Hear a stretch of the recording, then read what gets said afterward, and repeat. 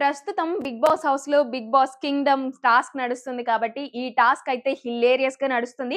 ముఖ్యంగా 'ప్రజా' టీమ్‌లో ఉన్న సుమన్, ఇమాన్యుయల్, భరణినైతే రాణులు, రాజు టీమ్‌లో ఉన్న వాళ్ళైతే ఆట ఆడేసుకుంటున్నారనమాట. చాలా అంటే చాలా హిలేరియస్‌గా ఉంది. జనం కూడా చాలా ఎంజాయ్ చేస్తున్నారు. అంటే భరణి అన్నలో ఇంత కామెడీ ఉందా? ఇంత ఆనందంగా నవ్వితే ఇంత బావుంటుందా? అన్న ఇదైతే కనిపిస్తుంది. ఇప్పుడే ప్రోమో కూడా చూడడం జరిగింది. అందులో అయితే ఒక్కొక్క టాస్క్ ఇచ్చారు. అంటే చిరునవ్వు అని చెప్పినప్పుడు ఒక్కొక్కటి వేయాలి అని చెప్పేసి చాలా హిలేరియస్‌గా నడిచింది. కానీ ఇందులో నిలబెట్టు, పడగొట్టు, తర్వాత గెలుపొందు ఈ టాస్క్ గురించే మనం మాట్లాడుకోబోతున్నాం. ఈ ఫుల్ ఎపిసోడ్ ఇదే ఉండబోతుంది. హలో! నమస్తే.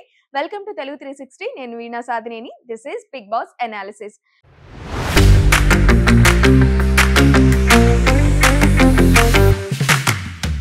బిగ్ బాస్ రోజు చూసే వాళ్ళకి అంటే 24/7 చూసే వాళ్ళకైతే ఇంకా హిలేరియస్‌గా ఉంటుందేమో కానీ, ఈ 1 అవర్‌లో బిగ్ బాస్ టీమ్ ఏదైతే కట్ చేసి ఇస్తుందో అది మాత్రమే జనాలకి చాలా అప్రోచ్ అవుతుంది. ఎందుకంటే ఈవినింగ్ సరదాగా ఫ్యామిలీతో కూర్చొని చూసేది ఆ 1 అవరే కాబట్టి, ఆ 1 అవర్‌లో ఎవరు ఎంత పోర్ట్రే చేస్తారో, ఎవరు ఎంత కంటెంట్ ఇస్తారో కూడా జనాలు చూసి దాని ప్రకారమే ఓటేస్తూ ఉంటారు.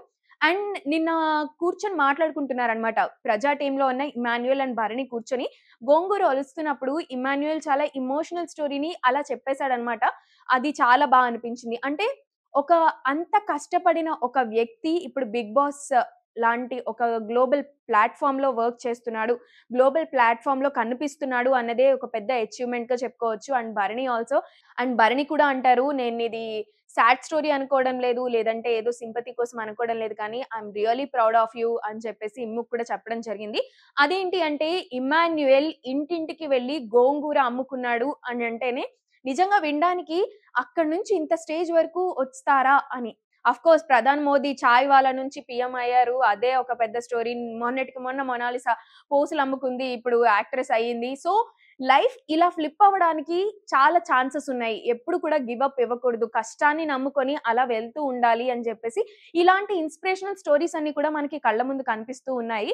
ఇక 'బిగ్ బాస్' గురించి వచ్చేసినట్లయితే తనుజ ఒక టాస్క్ ఇచ్చారు. సుమన్ శెట్టికి అండ్ సంజనాకి మధ్యలో ఇది జరుగుతుంది. సంజనానే ఎవరు అపోనెంట్‌గా ఉండాలో చేసుకోమన్నారు. చాలా అంటే చాలా స్ట్రాటజిక్‌గా, చాలా నీట్‌గా అంటే అది మంచి చాయిస్ అని కూడా నేను అనుకుంటాను. సుమన్ శెట్టిని తీసుకుంది. ఎందుకంటే ఇది హైట్ పరంగా టాస్క్ ఏంటో ముందే తెలుసు. ఒకవేళ టాస్క్ ఏంటో ముందు తెలియకపోయుంటే వేరే ఎవరినైనా అపోనెంట్‌గా తీసుకునేది కానీ టాస్క్ ఏంటో చెప్పేసిన తర్వాత ఎవరినో ఒకళ్ళని చూజ్ చేసుకోమని చెప్పారు కాబట్టి 'ప్రజా' టీమ్‌లో సుమన్ శెట్టిని తీసుకుంది. ఎందుకంటే తను హైట్ పరంగా కొంచెం షార్ట్ ఉంటారు కాబట్టి ఆయన బ్రిక్స్ అన్ని పెట్టలేరు. సో, నేనే గెలుస్తాను.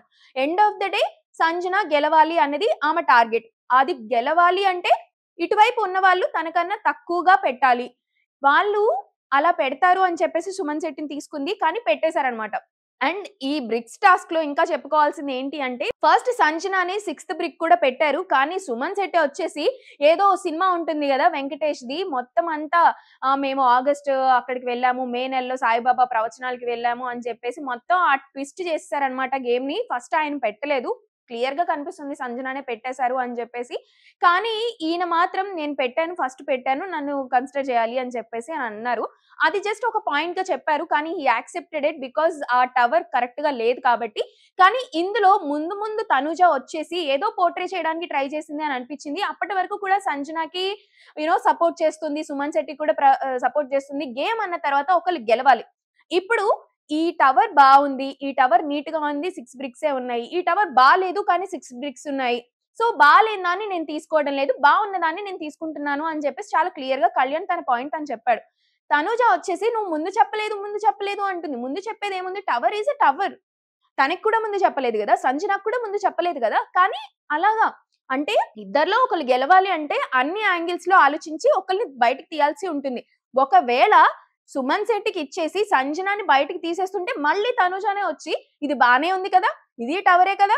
ఇది లేడీ కదా! ఇంత పెట్టారు కదా! అని ఈ వెర్షన్‌లో వస్తది. సో, తనుజ అయితే ఈ వీక్‌లో ప్రతి ఒక్కటి పాయింట్, ప్రతి ఒక్కటి ఇలా గొడవ చేస్తుందని అయితే నాకు అనిపించింది. కళ్యాణ్ సైడ్ అయితే ఏ తప్పు లేదని కూడా అనిపించింది. కానీ నాగ్ సార్ ఎలాగో వచ్చి ఏం జరిగింది అన్నది క్లియర్‌గా చూపిస్తారు కాబట్టి మనం దాని గురించి పిన్ పాయింట్ చేసి మాట్లాడుకోవాల్సిన అవసరం లేదు. ఖచ్చితంగా కళ్యాణ్‌దే కరెక్ట్ అని నేను కూడా అనుకుంటున్నాను. మీరేమనుకుంటున్నారో నాకు కామెంట్ సెక్షన్‌లో చెప్పండి.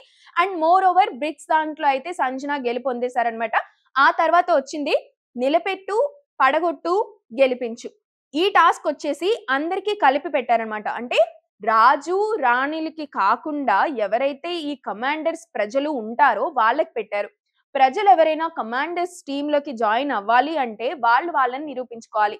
ఇక కమాండర్స్ కూడా వాళ్ళకి సపోర్ట్ చేసి వాళ్ళు ఎందుకు ఉండాలి, ఎందుకు వర్తీ అన్నట్టుగా కూడా వాళ్ళ వాల్యూ చూపించుకోవాలి కాబట్టి వాళ్ళు కూడా గేమ్ ఆడారు. సో, ఈ గేమ్ అయితే చాలా సస్పెన్స్‌తో నడుస్తుంది. చాలా ప్రోమో కట్‌లో కూడా చూసాము. అంటే ఎవరు ఎవరితో ఆడుతున్నారు, ఎవరు సపోర్ట్ జేస్తున్నారన్నది అంతగా చెప్పలేదనమాట. సో, చాలా ఇంట్రెస్టింగ్‌గా ప్రోమో అయితే కట్ చేయడం జరిగింది.